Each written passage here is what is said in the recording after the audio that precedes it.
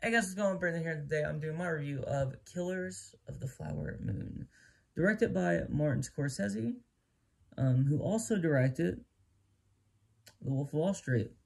The reason why I'm mentioning The Wolf of Wall Street is because this movie also stars the same actor who starred in The Wolf of Wall Street in Leonardo DiCaprio. Phenomenal actor, obviously.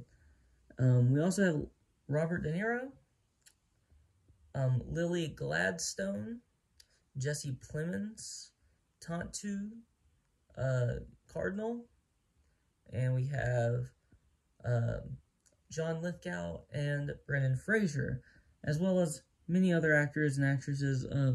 Just those are the very notable ones, and I really like this movie. There are some issues. First one being the length of this movie. This movie is 3.5 hours, and it feels like it's pretty close to 3.5 hours. It does. But I did enjoy it while I was watching it. It wasn't one of those movies where it was like I was like feeling the time, and I was bored and didn't like the movie. And the movie was pretty riveting, actually.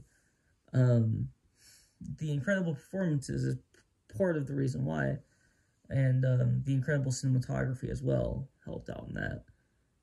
But the story, I really enjoyed the story for the most part.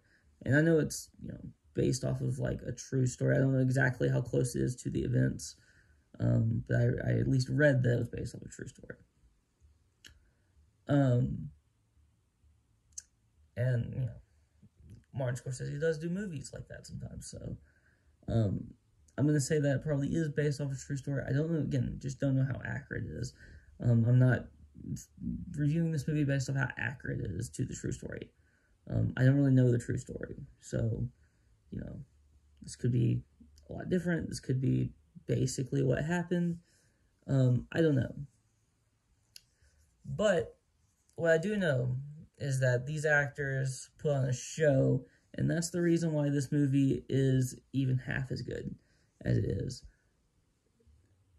These actors showed why they are premier actors in Hollywood. And Brendan Fraser, he obviously had the Mummy movies where he was like the big star, and then he kind of, he was typecast as like this action guy, but then he couldn't do the action as much because, he had a lot of injuries and stuff, so, issues arose with that. But he's an incredible actor. Him and John Lithgow aren't in this movie a ton, but when they are, you feel them. You feel their presence. You feel everything, like, about their character, and you just, you don't get very much character development or character time with them, but you feel the presence of two incredible actors. Robert De Niro and Leonardo DiCaprio in this movie quite a bit, and so is Lily Gladstone, who I didn't know before this movie at all. She is phenomenal. She is absolutely phenomenal. I made a point to make sure I looked up her name, because I actually didn't know it when I first got out of the theater. I made a point to look up her name so I can mention it in this review. She was very, very good. And I would love to see more of her in the future, in other things. So I'm very happy with the acting. The length, not so much. I'm not too thrilled about having to sit in the movie theater for 3.5 hours. And it did get, again, it did drag a little bit at a couple of points. There are some times where you go into a movie and you love the movie and it doesn't drag, and there are some times when you actually go into a movie and you really do like the movie, but it does still drag a little bit. It does happen. But when you like the movie, the drag doesn't kill it. It just kind of feels like, okay, can we get to the next thing? Once or twice. I don't know if I'll watch it again in theaters. I probably would just want time to do that. This is not, this is not a movie I necessarily have to see in theaters multiple times, to be honest. This is a movie that I wanted to see once in theaters. I wanted to make sure I saw it at least once in theaters. And I'll probably see it again when I'm, at some point, just, at home. But this is a film that has so many, like, twists. Or, not twists. What am I saying? This is a movie that has so many, like,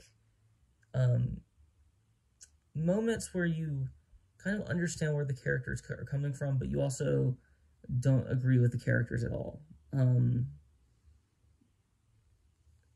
And that's kind of a theme in this movie, which, again, I don't know if those were the real characters or, like, I don't know.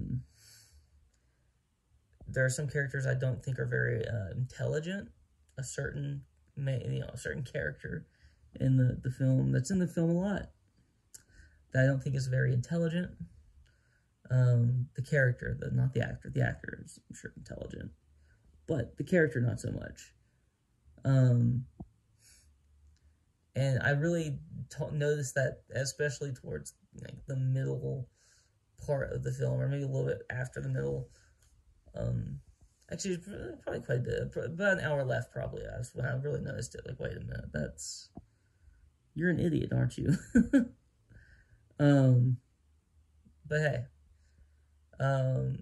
anything else I can think of? Okay, so, I really like the cinematography and the kind of editing and the way the story was told.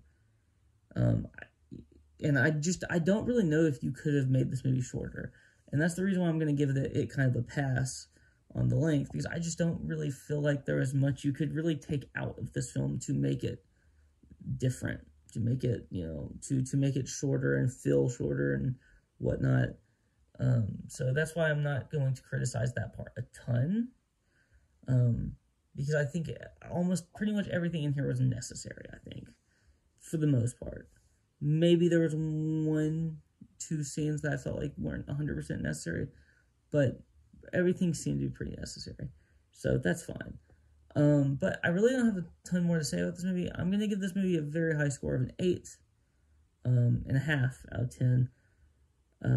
The main, points against it, obviously you heard in the review, so I'm not going to reiterate it. But that's really all I have to say. So if you like this video, please like, comment, and subscribe. And you can follow me on Twitter and link in the description below. Peace out.